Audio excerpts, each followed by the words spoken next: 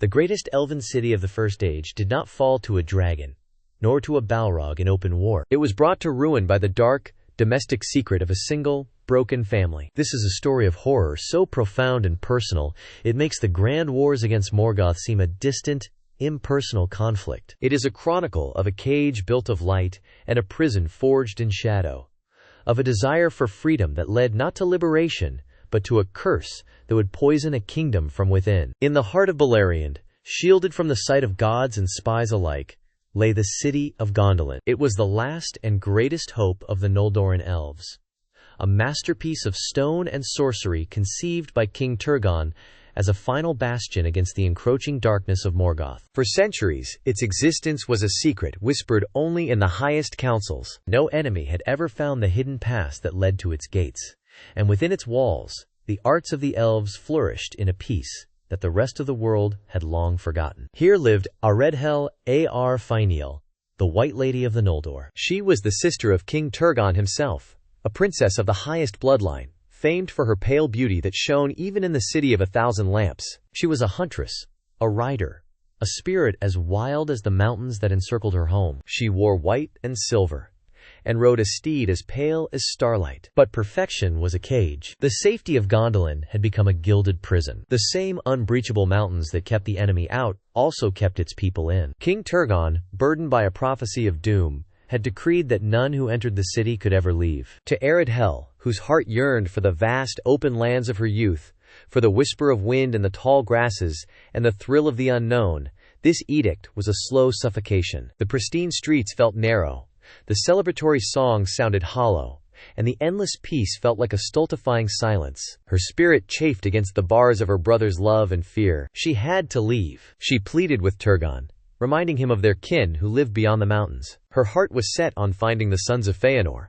her cousins and friends from her days in the blessed realm of Valinor. Turgon, foreseeing only peril, argued against her desire. He reminded her of the spies of Morgoth, of the orcs that roamed the lands, and of the shadow that had fallen over all of Beleriand. He loved his sister dearly, and the thought of her riding alone into a world besieged by evil filled him with dread. But the will of Idril was as unbending as the mountain stone. Seeing he could not dissuade her, Turgon relented, but with a heavy heart and a strict condition. She was not to seek their old enemies, the sons of Feanor. Instead, he bid her ride south to find their brother Fingon. Idril agreed, though her heart held its own counsel. She did not want a keeper.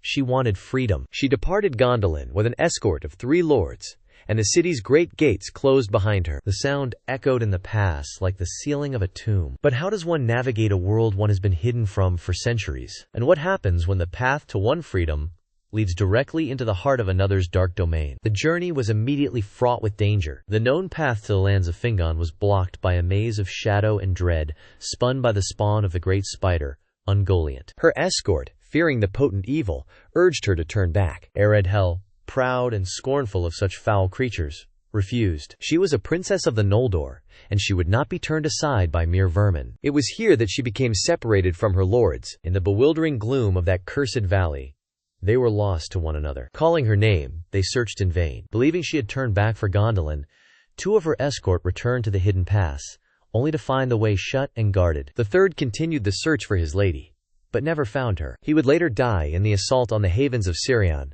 forever ignorant of her fate. Idril was alone. She had escaped her escort, and in doing so, had shed the last vestige of her brother's protection. She was now truly free, a solitary figure in a vast and dangerous land. She pressed on, her desire to find her cousins, Celegorm and Curufin, overriding her brother's command. For many weeks she wandered, a white flame in the wilderness, until she came to the borders of a forest unlike any she had ever known. This was Nan Elmoth. In the elder days, long before the sun or moon, the Vala Melian, a Maya of immense power, had dwelt there. Her magic still lingered, woven into the very fabric of the woods. But since her departure, it had become a place of deep shadow and mystery, a forest where the sun never pierced the canopy, and a profound, watchful silence reigned. Idril, fearless and weary, saw only a path forward. She plunged into the twilight wood. The forest worked its enchantment upon her. Paths twisted and turned back on themselves. Time seemed to lose its meaning. Days bled into one another as she wandered deeper and deeper,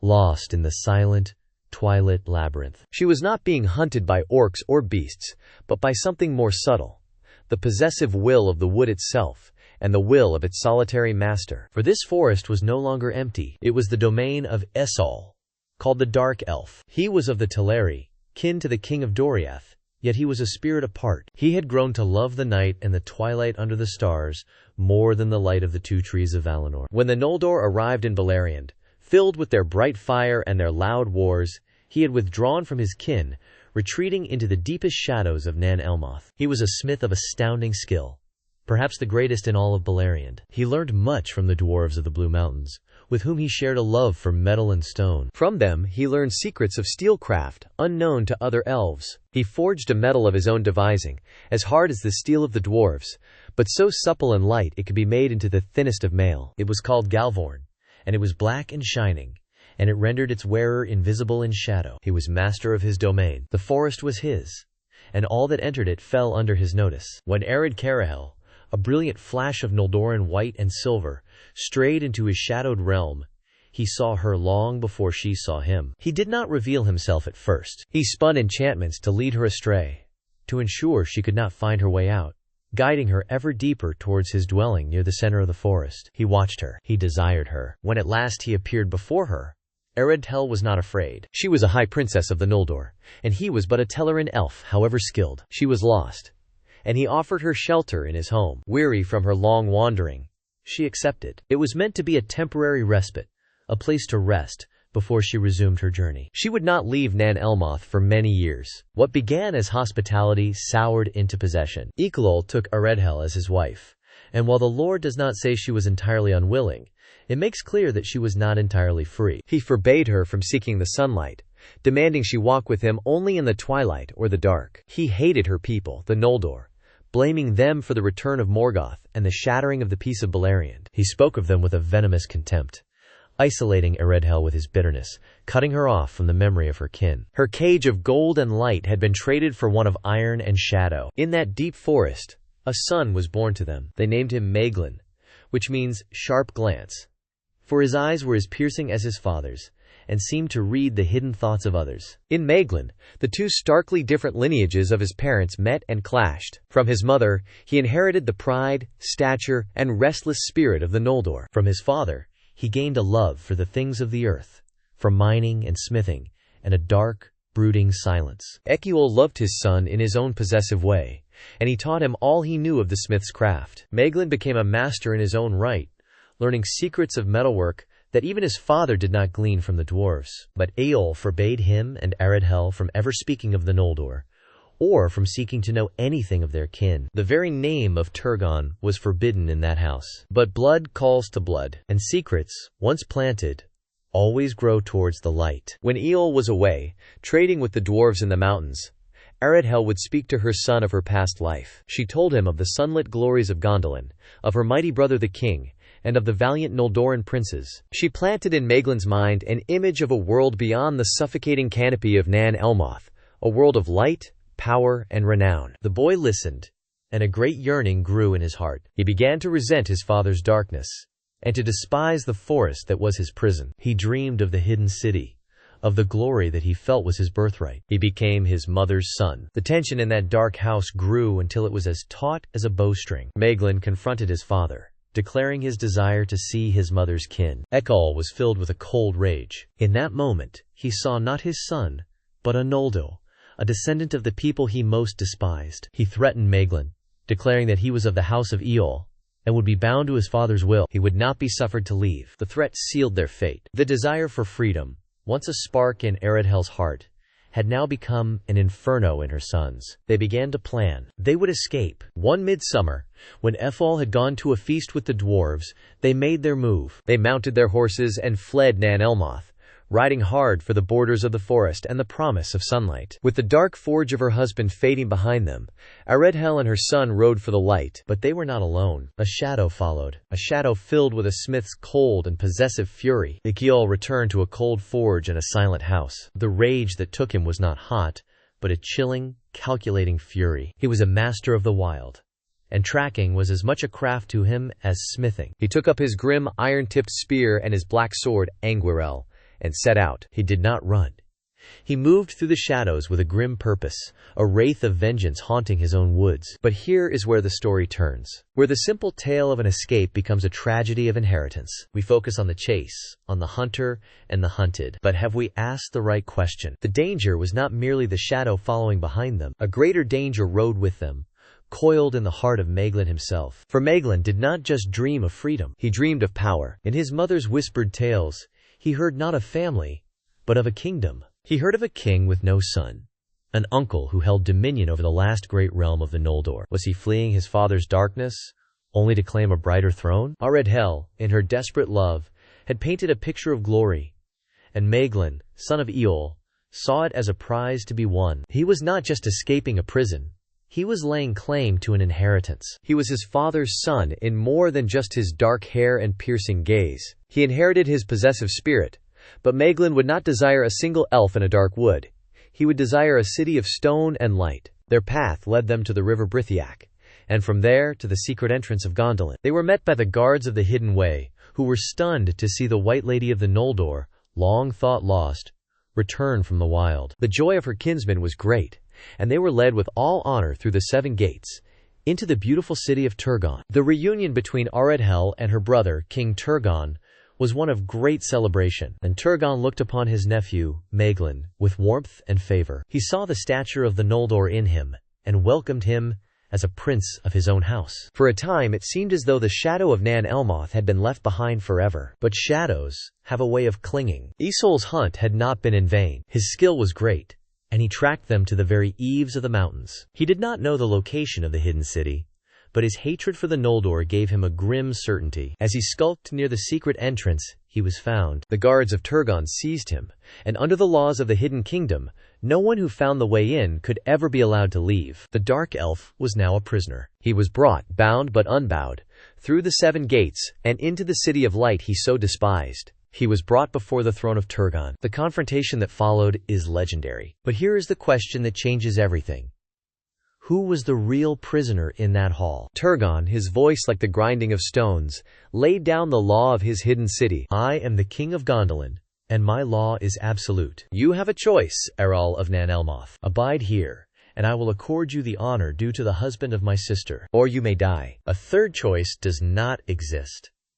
Isol laughed, a harsh and grating sound that echoed in the high vaulted hall. I will not abide by the law of the Noldor, murderers of my kin and usurpers of this land, and I scorn your honor. I choose death, but I will not choose it alone. His gaze fixed upon Eöl and Maeglin. These are mine, the son is mine, and you, wife, shall return with me to the darkness, or you will go with me into it. I will not. Eöl's voice rang with defiance. I have lived in shadow long enough. The darkness of Nan Elmoth is behind me, and I will not return. And my son will stay with me, in the light of his own kin.